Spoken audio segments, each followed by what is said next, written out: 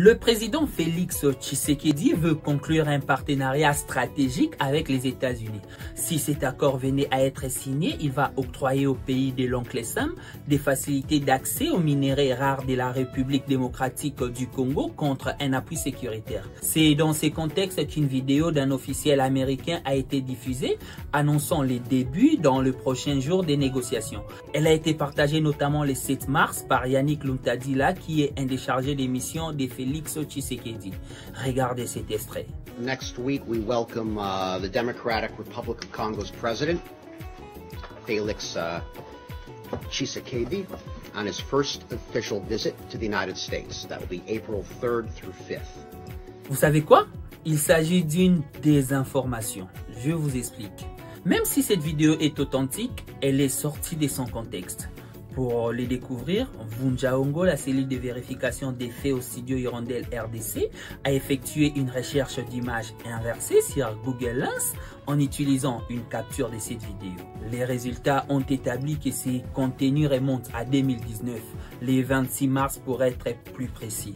L'homme dans la vidéo, c'est Robert Palladino. À l'époque, il était porte-parole adjoint du département d'État américain, un poste qu'il n'occupe plus.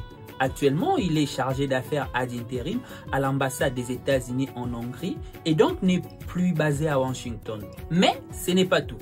Suivez cet autre extrait.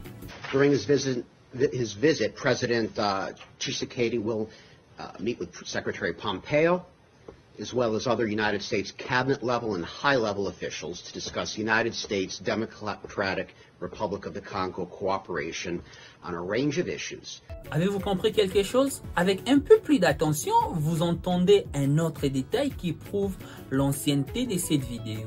Palladino évoque Mike Pompeo comme secrétaire d'État alors que ce dernier a quitté son poste depuis 2021.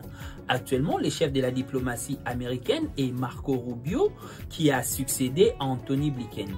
Nous avons tenté de joindre la présidence de la RDC pour un commentaire, mais cette dernière n'a pas réagi. Heureusement, nous avons réussi à retracer l'agenda du président Félix Tshisekedi au cours du mois de mars 2025. 3 voyages en Angola et 1 au Qatar.